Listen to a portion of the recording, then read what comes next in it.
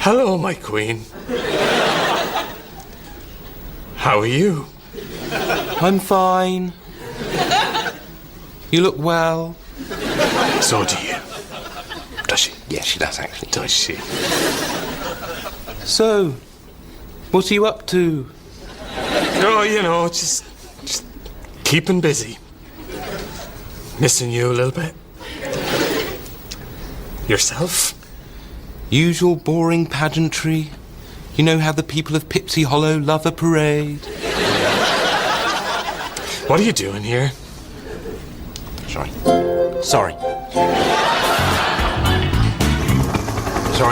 Bear with me.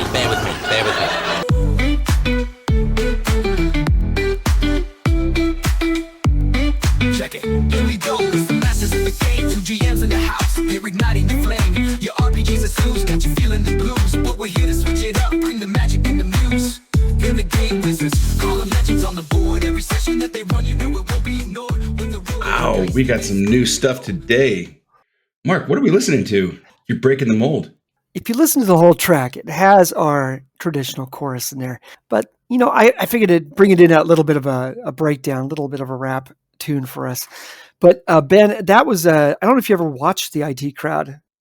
I did, but I don't recognize that because I didn't get through all of it.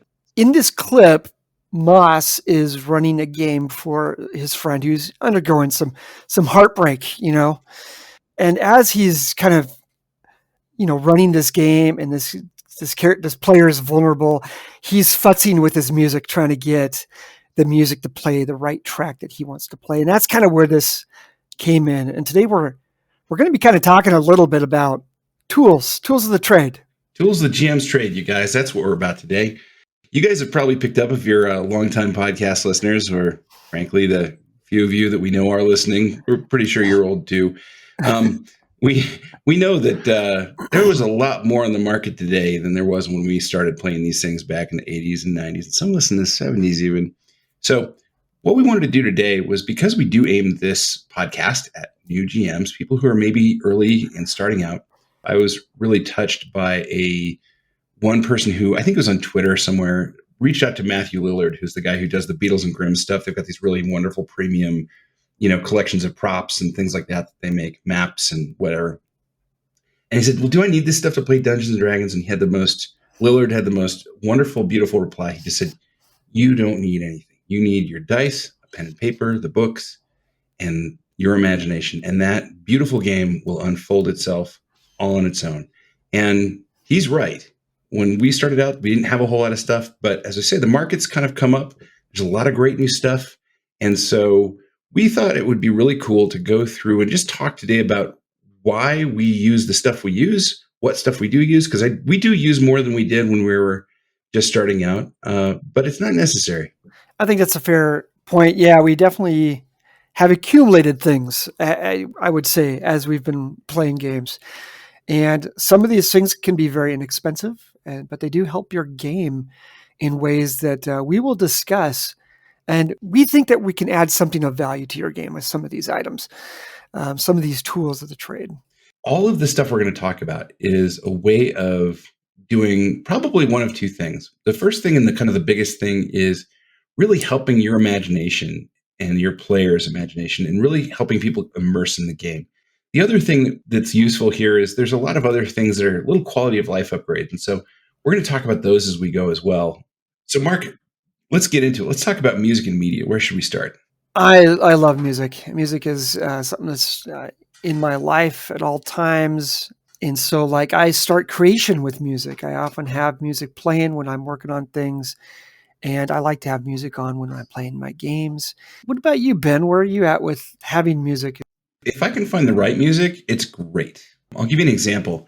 One time, I remember when the Wonder Woman 1984 movie came out, and one of the best places to go find music is movie trailers, because they've got to be short, they've got to get real punchy and tell a story with that music. And so it's almost like a little taster of a full film soundtrack, which are also really great. And so Wonder Woman 1984, I wish it had been a better movie, but it was, the music in the trailer was amazing. And I went back and I found some of the trailer music, and it was by this guy named Joe Blankenberg. And I got this whole album that he had. I think it's called Vanguard. And this album became the thing I listened to when I was coming up with an entire segment. We've talked about the Goliath campaign that I ran, big northern campaign going on up in the icy wastes of our northern Kiris. There were so many different scenes and parts of that really just came from what kinds of inspirations came to mind when I was listening to that music. Yeah, and a lot of that stuff really enriches the tales that you're telling. So, and I remember that game, and I remember you bringing in some of the music from that as just kind of background, and it worked wonders.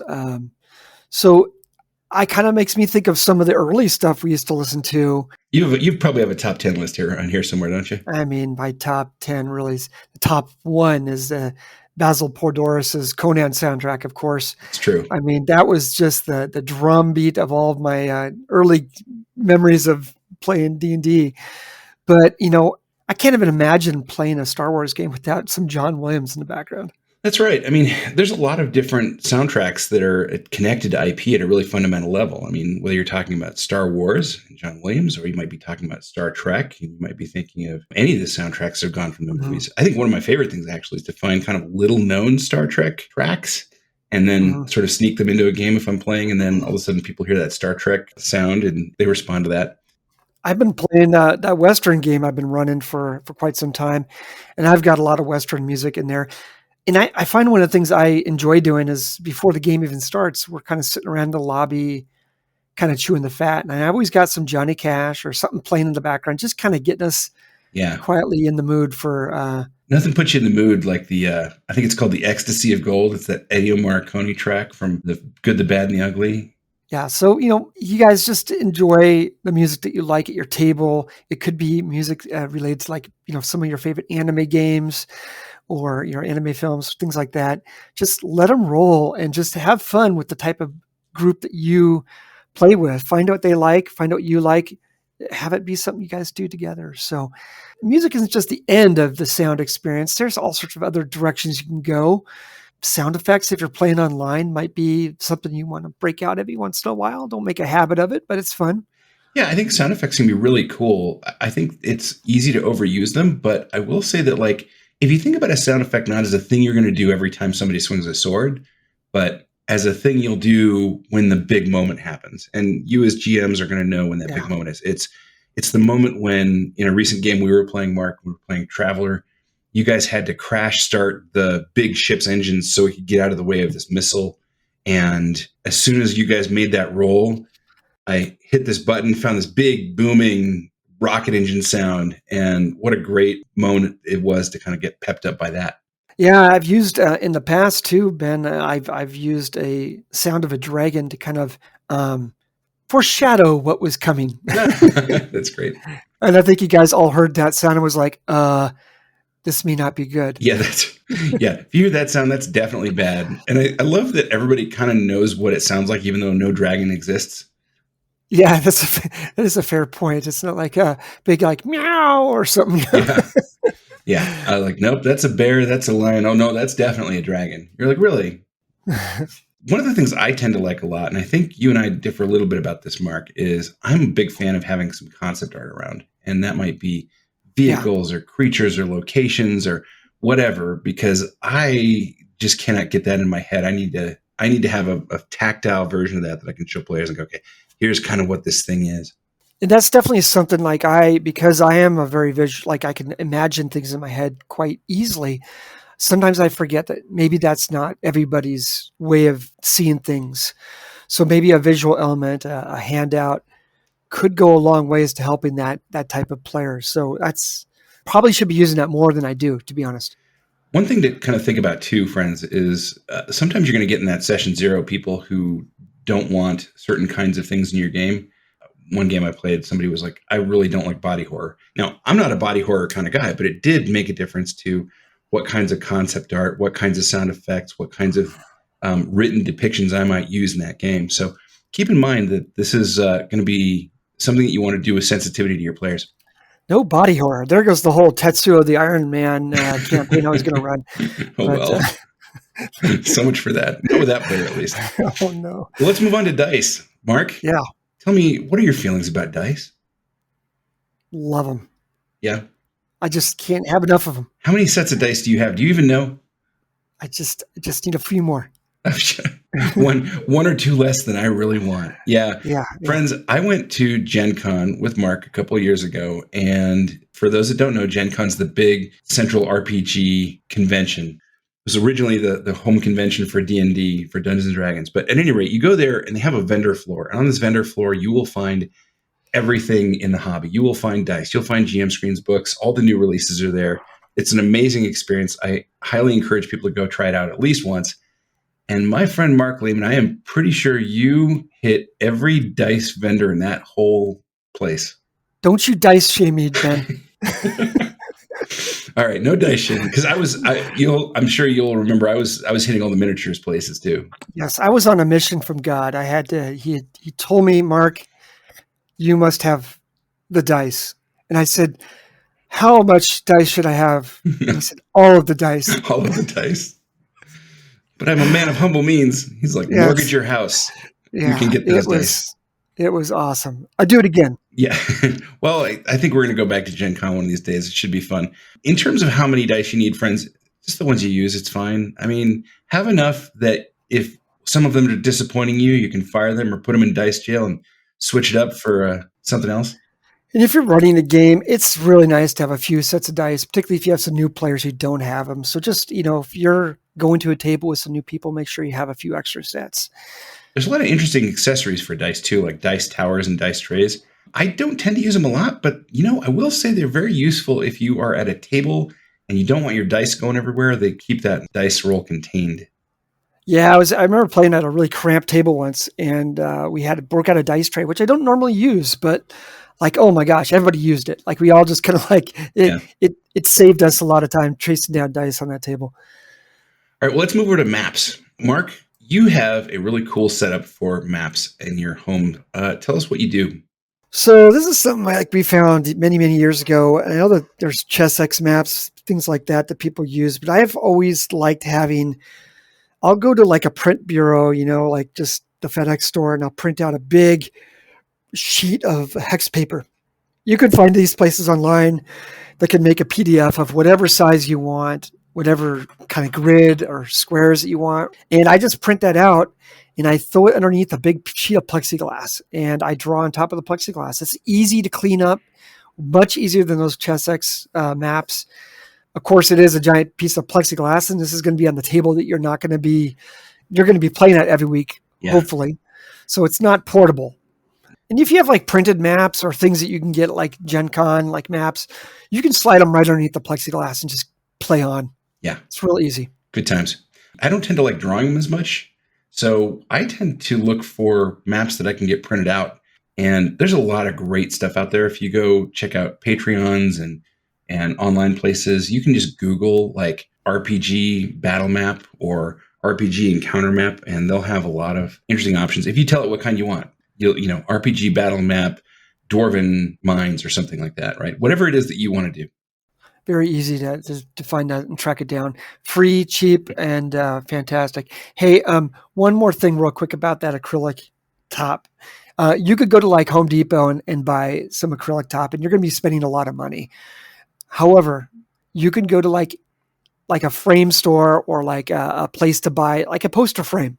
Mm-hmm. And you could spend $10 and you have yourself a giant sheet of plexiglass. Oh, there you go. For $10. So you can save some money by, being a little smart about it. There you go, friends. Go get that clear plastic. Whether you're hand drawing your maps on top of it or whether you're using it to cover the printed maps that you've got printed out, those are all good. Another thing I'll do sometimes is just to save myself the printing costs. And it sounds like a weird way to be cheap, but I did buy a little 32-inch TV, one of the cheap ones you get from Best Buy. It's only $100 maybe or something. And use a VTT client and put it on that TV. And you can essentially have the map projection right there on your table. I've seen people do that. I've actually played at a table that did that. It was great. They made a little custom box for it, and they just put the box down on the table. The wires were a little bit of a thing, but once you kind of got past that, it was pretty cool.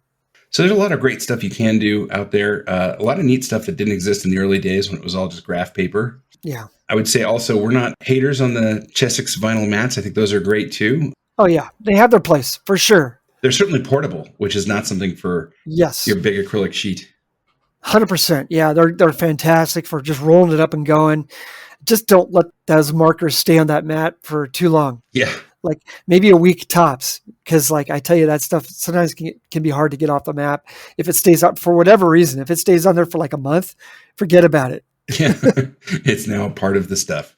Well, yeah. So keep them clean, friends. And then, and then Google up battle maps from all kinds of different places, Pinterest and Reddit and wherever it is that you need to find them on the internet.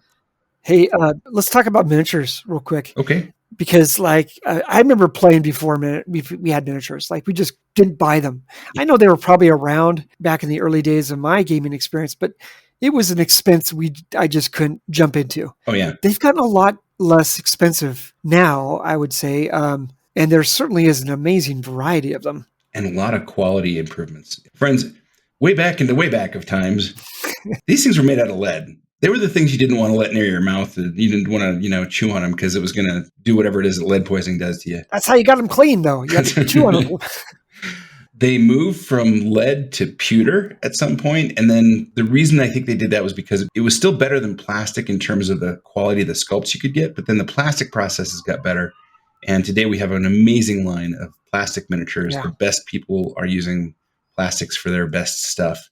I think there's a lot of great stuff out there if you want to go looking for it. Amazing stuff. And even like, don't just limit yourself to like what Hasbro puts out or anything like that. There are patrons who have 3D sculpts that people have made, like real artists that are just right up there with the later days of the pewter ones, which were the artists really had kind of hit their peak. I would argue that some of the stuff you're going to find on some of these patrons for these files that you can download and 3D print are just unbelievably talented. Hero Forge, Mark, is something you've subscribed to. And yeah. Have you made some miniatures from Hero Forge?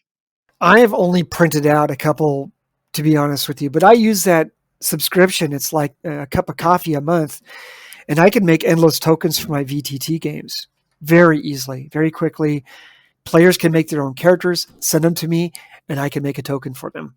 So I love it. It's a really inexpensive way to make an endless amount of VTT tokens. But they're printed tokens. God, the quality is fantastic. We're talking about the miniatures, but there's also a whole culture around painting and terrain building.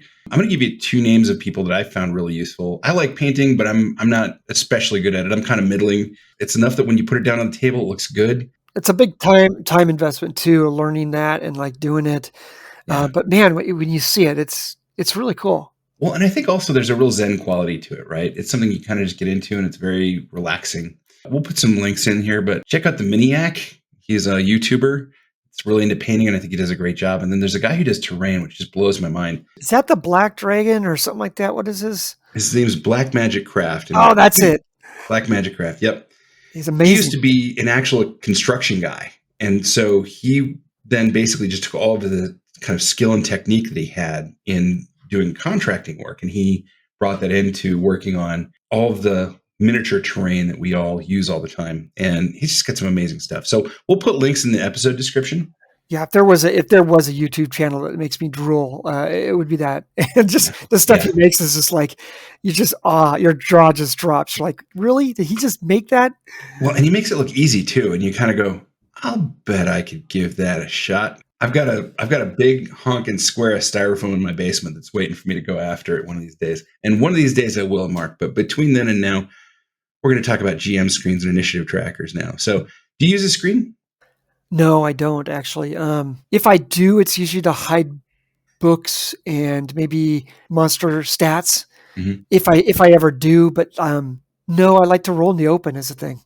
I like to roll in the open too, just because of that 3-part discussion we've always talked about between the players and the GM and the dice. I typically have my screen set up actually to my right. And I do put the screen up, but it's like to my side, protecting my monster stats. But I don't like it in front of me as a barrier between myself and the players. What about you? I'm kind of the same way. It's almost like having a GM screen there. If you want that distance and that mystique, that's cool. We've all wanted that from time to time. I do think, though, that can signal to your players that maybe you're feeling adversarial or maybe you want to be a little distant. And if that's the kind of game you want to run, that's fine. But to me, it's almost like having your body linked. You know how when somebody has their arms crossed, and they kind of lean back, that's kind of their way of saying like, I'm not really game to be talking with you right now. I'm not really feeling super social. That being said, if we're talking about body language, when they get up, when they stand up and kind of like looming a little bit over that GM screen, it feels like they're extra engaged, doesn't it? They're now getting past that barrier and they're reaching forward, and it feels there's an excitement there when they're standing. Yeah, I'm with you. I tend to not use the GM screen between me and the players. I tend to use it off to the side. I like them though.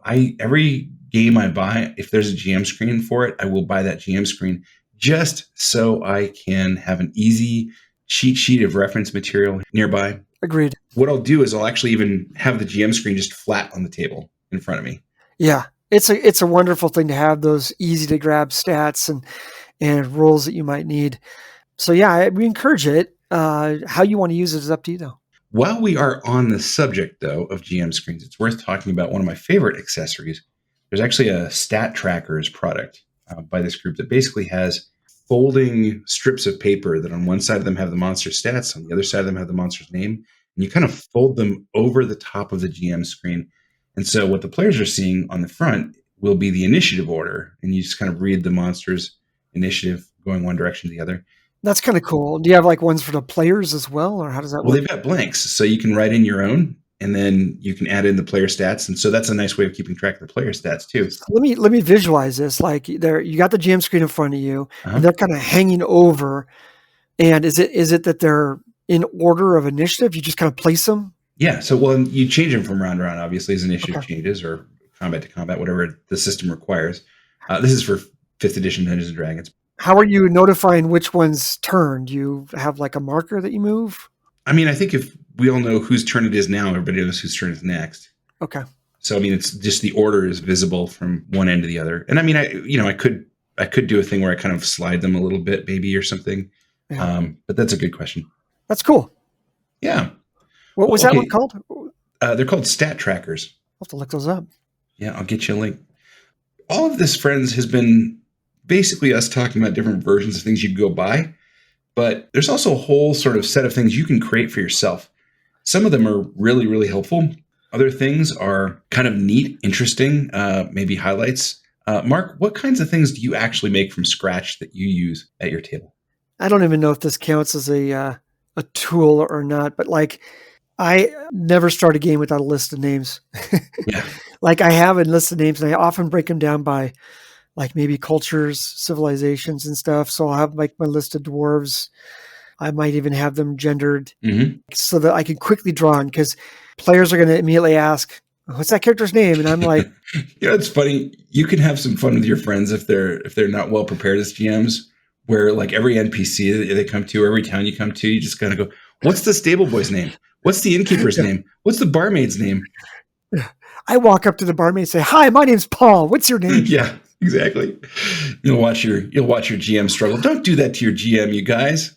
Yeah. Well, another list of names that you have recommended we try out is historical artifacts, not capital A, right? But like all the little history things that you might add to your adventure as you go. Just little things you want to like throw in and color the realm a little bit. There might be times when you just want to quickly draw upon something. You just pick something off your list, check it off, let them know that you let yourself know that you've used it. A little set of artifacts. Yeah, it's a very handy thing. Excellent. Yeah.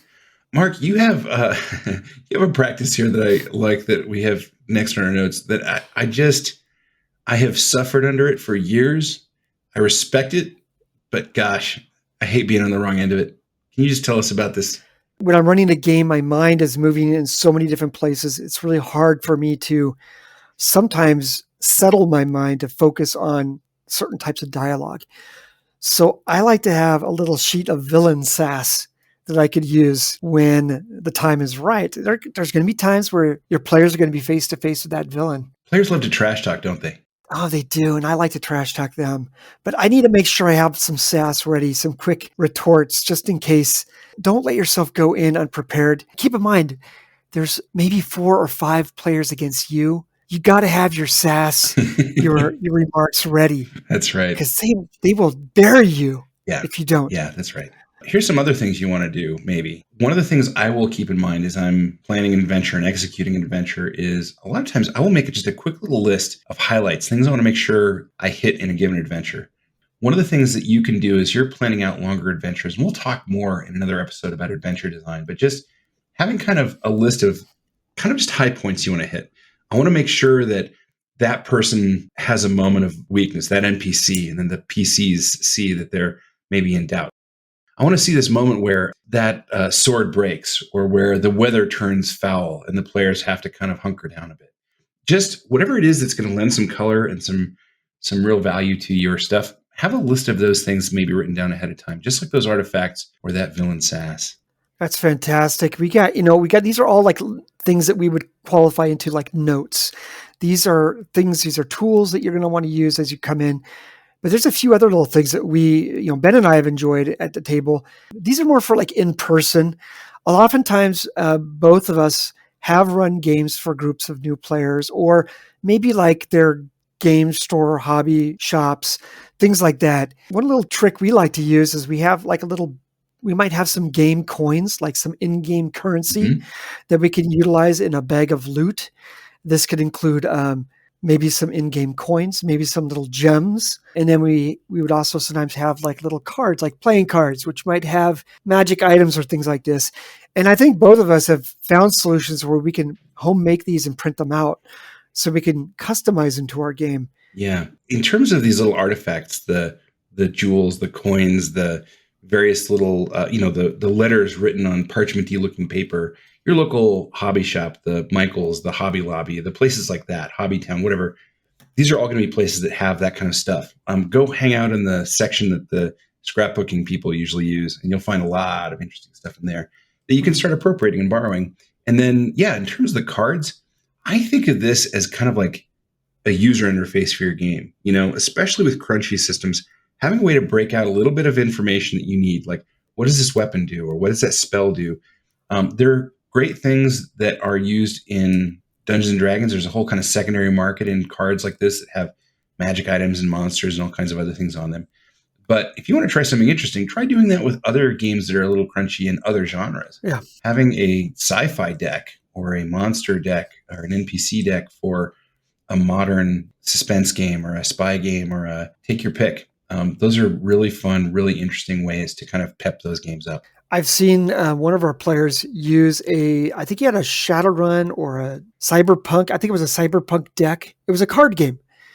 And when we would resolve his cyber runs and his hacking, we would quickly just break out that card game and we would do a quick exercise of it. It was really fun. It was a great way to resolve the hacking. So, sometimes think outside the box of some of the stuff that you might have existing that you could kind of utilize in your game in creative ways. Another quick example would be a Western game I ran, and we used playing cards to determine initiative. Oh, so it was like dealing poker. Yes, it was like dealing poker. It was kind of a fun, easy way. And then you would just look around the table. You could see who was going to go next. Well, a couple of these examples are bringing up something I think is really interesting, Mark. And that's that what you're telling us you're doing is you're using house rules, and then you're reinforcing those house rules with some really interesting, cool, fun props. And so I think it's really neat to think about the way that those two things can contribute to each other. So friends, feel free, get creative, have fun with the tactile parts of the game, see what kinds of things you can add to make it really useful. Yeah. And if you have a really cool idea or something that you utilize at your table, Ben and I would love to hear about it. So let us know, send us an email at tabletoptuneup@gmail.com. Feel free to post in the YouTube channel. We'll always keep our eye on that. And we just want to hear some of your ideas. We love it. One thing we're not going to talk about today, because this episode is already running long enough, is we're not going to get into virtual tools. We're going to have a whole separate episode on that. Later on, expect to hear more about how to play at a distance.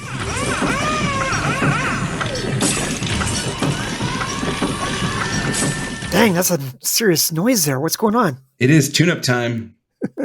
So for this week's tune-up segment, we have one of our good friends and listeners says, hey, I'm very curious about how and when to use downtime and all the different kinds of activities and personal goals that people do in downtime. How do I essentially execute that smartly? Yeah, let's think real quick about some of the downtime activities people might want to do. Oftentimes when we talk about downtime activities, these are things that we might maybe want to pull them back from the table in a certain capacity, so we're not clogging up the entire session with downtime. That could be things like crafting, building. They could be non-romantic NPC relations, or romantic if that's the type of game you want to play. Information gathering, maybe that there's some things you want to do in between sessions about that.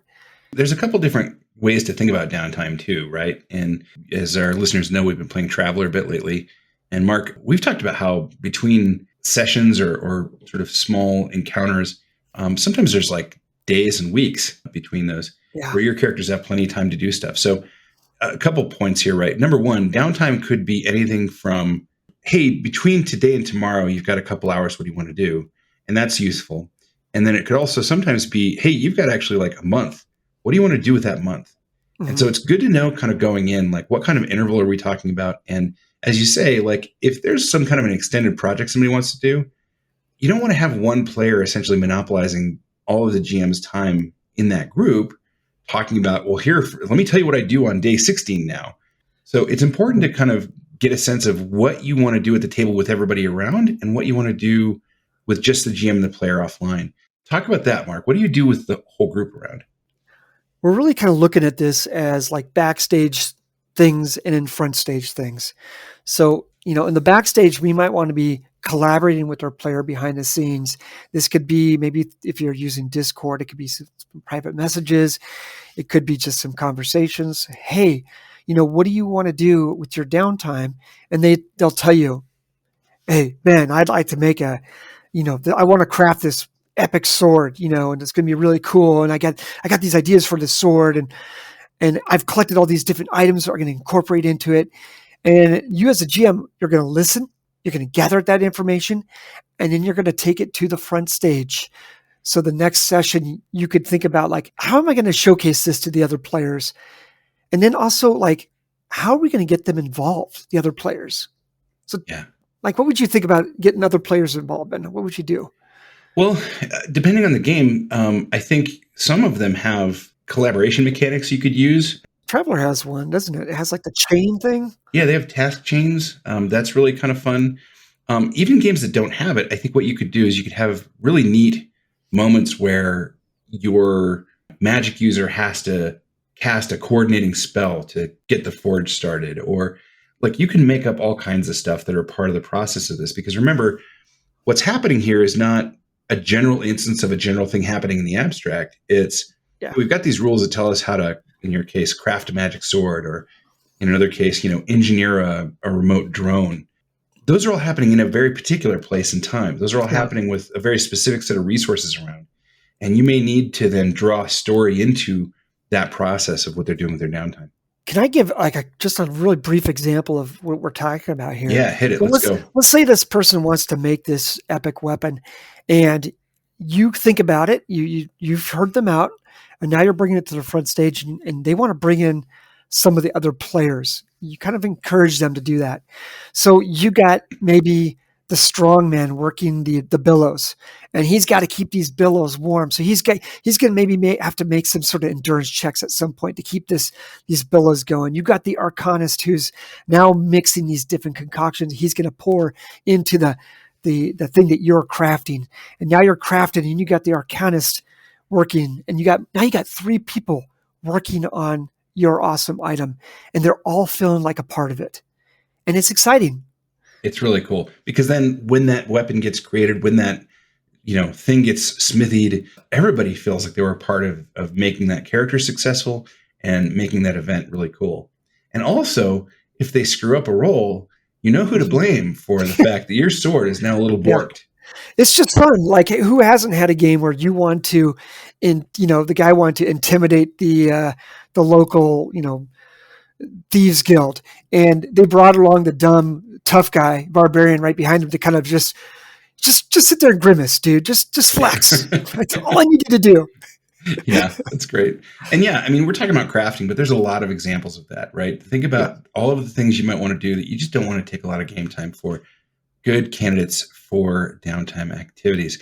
Thank you for that idea, dear listener. Yes. We are about wrapped up with this longish episode of Tabletop Tune Up, but I hope you've all found it interesting And I think the thing that we want to come back to is the thing we said at the very top.